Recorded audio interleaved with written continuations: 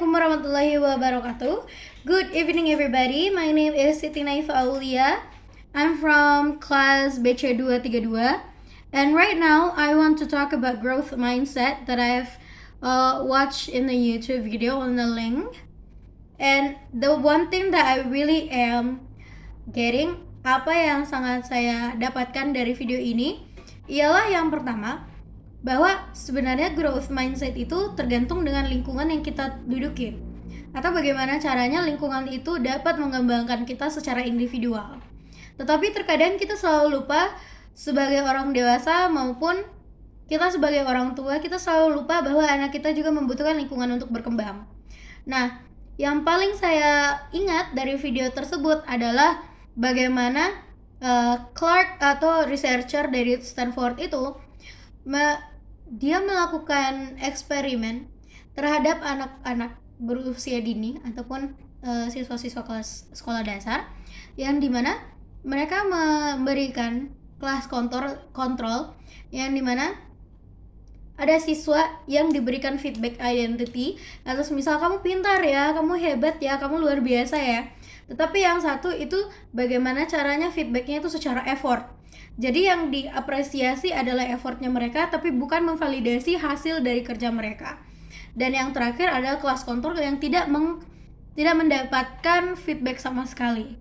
Nah, jadi yang di dalam video itu jelaskan, terlihat bahwa kalau anak-anak yang berusia dini itu lebih suka divalidasi daripada dihargai effortnya.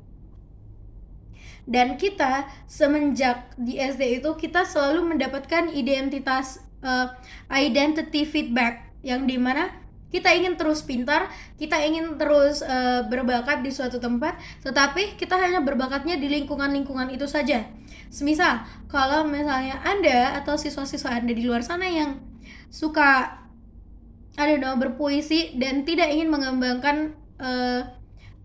mengembangkan kapasitas berpuisinya, dan dia hanya berpuisi di tingkat, let's say, hanya di tingkat sekolah ataupun di tingkat kelas, mereka tidak ingin mengambil risk atau resiko yang lebih tinggi lagi, karena takut kalau misalnya mereka dapatkan resiko yang lebih tinggi, mereka bakalan lebih cepat akan kalah atau jatuh dan fail. Mereka tidak ingin itu, dan mereka hanya ingin memvalidasi diri mereka sendiri bahwa aku bisa di itu saja. Jadi semisal orang yang mendapatkan identity feedback akan tetap berada di lokasi yang sama. Tetapi bagi orang-orang yang mendapatkan effort feedback, mereka akan lebih rentan untuk pergi mengambil challenge atau mengambil resiko-risiko yang lain. Kenapa? Karena mereka diapresiasi effortnya, yang dimana kalau effortnya mereka lebih banyak, effort mereka itu lebih diutamakan, mereka bakalan lebih coba resiko yang lebih besar atau challenge yang lebih menantang lagi. Tapi bagi yang mereka mendapatkan identity feedback, mereka hanya ingin memvalidasi diri mereka sendiri secara identitas, atau yang bisa kita sebut dengan validasi tingkat dasar. Kenapa Neva ingin bilangnya seperti itu? Karena menurutku di Indonesia juga bisa dibilang itu hal yang sangat dinormalisasikan, dan tidak sebelum saya masuk kuliah, effort itu tidak diperhatikan.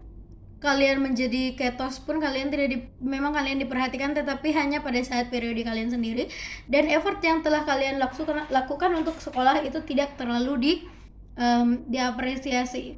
Tapi dalam segi proses, kita harus melihat bahwa proses dari siswa-siswa ini adalah untuk dirinya mereka sendiri, dan bagaimana caranya kita agar bisa memberikan feedback yang dimana feedback itu tidak menjustifikasi bentuk identitas yang ingin kita kembangkan dari siswa ini.